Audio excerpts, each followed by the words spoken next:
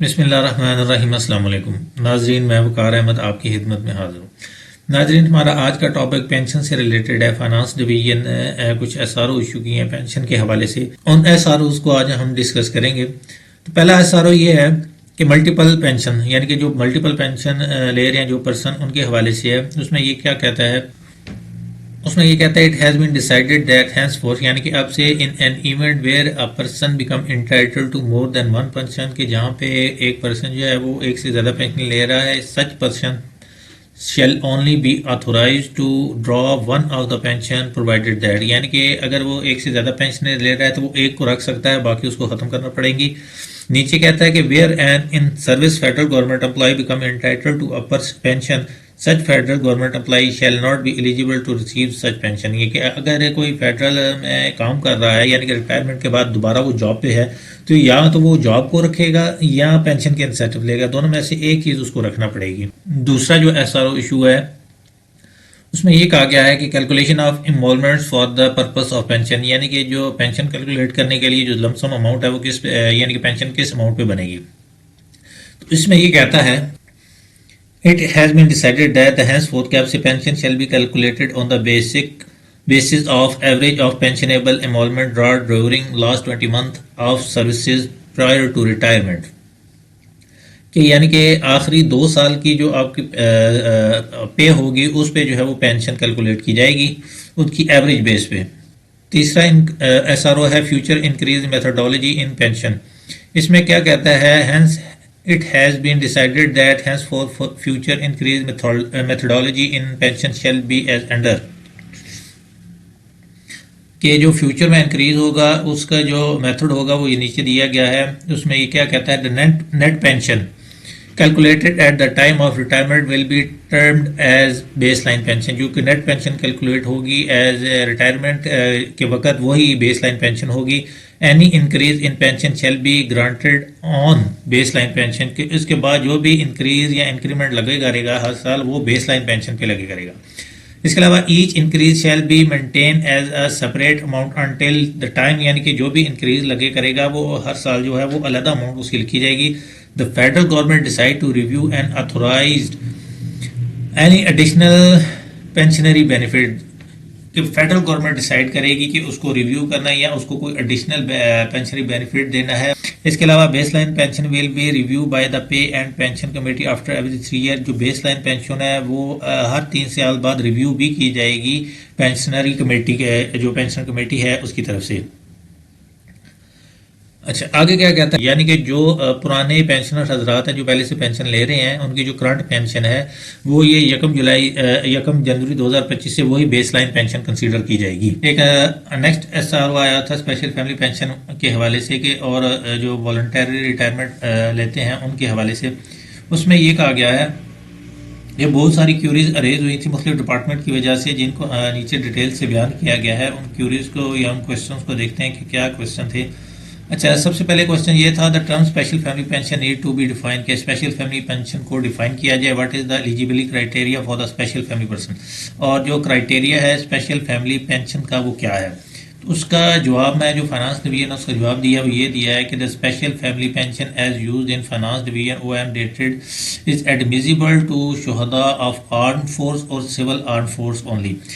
Finance division ने उसका जवाब ये दिया है कि the special family pension as used in finance division OM dated is admissible to शुहदा of arm force civil arm force only, यानी कि जो आर्मी के शुहदा हैं उनके लिए, जो सिविल आर्म फोर्स के शुहदा हैं उनके लिए ये स्पेशल फैमिली पेंशन है। नेक्स्ट क्वेश्चन बी में ये कहता है, इन केस ऑफ विडो या divorce daughter become entitled to draw such pension for full 25 year और अनएक्सपायर्ड पोर्शन ऑफ 25 ईयर, यानी कि अगर कोई बेवा है या उसकी कोई बेटी है जिसको तलाक हुई हुई है तो क्या वो 25 साल तक पेंशन ले सकेगी या कुछ पोर्शन तक। दूसरा क्वेश्चन उसने ये किया था, whether the said OMA is also applicable on unmarried widow या डाइवोर्स डॉटर, यानी कि जो इनकी शादी नहीं हुई या कोई तलाक याफ्ता है या कोई बेवा है उस पर, who are fully dependent on pensioner parents, या वो जो पेरेंट्स पे फुली डिपेंडेंट है उन पे भी क्या स्पेशल फैमिली जो है अपना पेंशन रूल है उसमें इंक्लूड है या नहीं। तो उसका जवाब ये है कि the special family pension after the death of ineligibility of the spouse कि अगर जो स्पेशल फैमिली पेंशन जो है वो अगर पेंशनर की डेथ हो जाती है और उसकी जो बीवी है वो भी इन एलिजिबल है, तो जो फर्स्ट रिसिपेंट है यानी कि फर्स्ट जो उसके बाद बीवी की एलिजिबिलिटी इन एलिजिबल है यानी कि बीवी भी इस काबिल नहीं है कि वो पेंशन ले सके, तो उसके बाद जो फर्स्ट डिपेंडेंट है यानी कि बेगम के बाद भी, तो shall remain admissible for cumulated period of 25 year only, यानी कि वो पेंशन ले सकता है 25 साल तक। यानी कि जिसकी पेंशन थी वो फोत हो गया, बेगम इस काबिल नहीं कि वो पेंशन ले सके लिए किसी वजह से या फोत होगी, तो जो थर्ड पर्सन है उसके बिहाफ पे बेगम के बाद वो ले सकता है 25 साल तक pension. To the family member as per eligibility criteria share of special family pension priority and manner set in pension rule, यानी कि जो पेंशन रूल जो सेट किए गए आर्म फोर्स 2010 में वॉल्यूम 1 में उसके मुताबिक जो है उसको दी जाएगी। अच्छा, सी में ये कहता है whether this OM is also applicable on existing special family pensioner, क्या ये ओएम जो है जो एग्जिस्टिंग स्पेशल फैमिली पेंशनर उन पे भी एप्लीकेबल है जो कि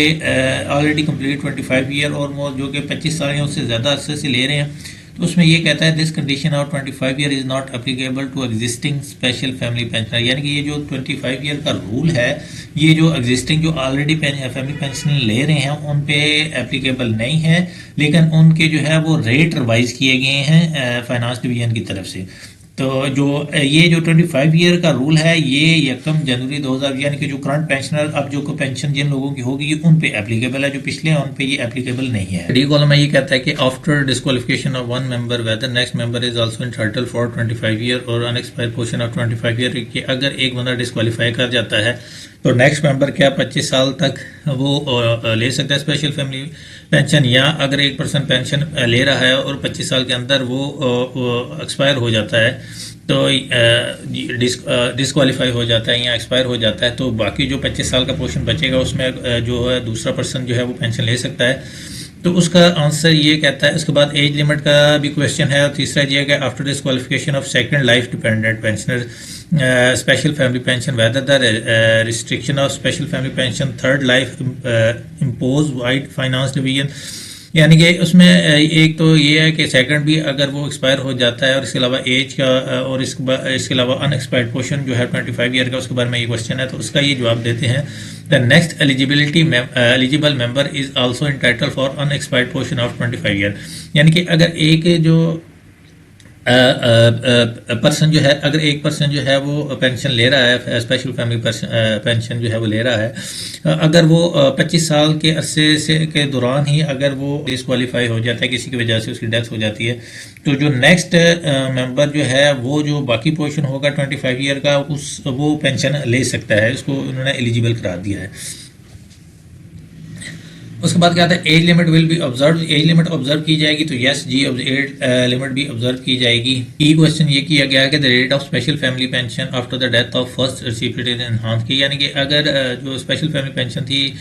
वो जो पर्सन था शहीद होने के बाद उसकी यानी कि जो पेंशन होती थी स्पेशल फैमिली पेंशन जिसको मिलती थी वो 50% बढ़ जाती थी, फिर 50% बढ़ जाती थी। तो उसमें ये कैलकुलेशन के बारे में पूछा गया कि whether such increase in pension will be calculated on the basic pension, क्या ये इंक्रीज बेसिक पेंशन पे होगा या net family pension without increase for the monthly pension, ठीक है, यहाँ जो उसने लास्ट फैमिली पेंशन ड्रा किया है ये उस पर 50% इंक्रीज होगा।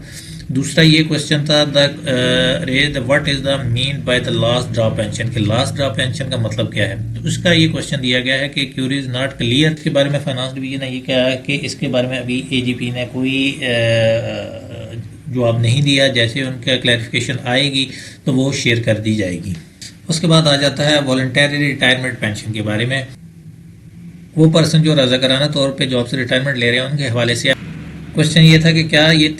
3% जो कटौती है एनुअल ये क्या ये जो डेट SRO इशू है इससे पीछे वालों पे भी एप्लीकेबल है या इसके बाद वालों पे एप्लीकेबल है, तो इसका जो जवाब दिया फाइनेंस डिवीजन ने वो ये दिया है कि इस MO इशू होने के बाद जो प्री मैच्योर रिटायरमेंट के लिए एप्लीकेशन देगा उस पर ये रूल लागू होगा 3% कटौती का, उससे पहले जो पेंशन ले चुके हैं या जिनका प्रोसेस चल रहा है उन पे ये जो है वो एप्लीकेबल नहीं होगा। अच्छा, बी में ये क्वेश्चन किया गया था कि क्या एक पर्सन जो है वो 30 साल तक सर्विस करता है और उसके बाद वो वॉलंटरी रिटायरमेंट लेता है तो उस पर ये 3% कटौती होगी, और अगर वो एक्स्ट्रा सर्विसेज कर रहा है तो उसको जो एक्स्ट्रा सर्विस की है उसने 30 साल के बाद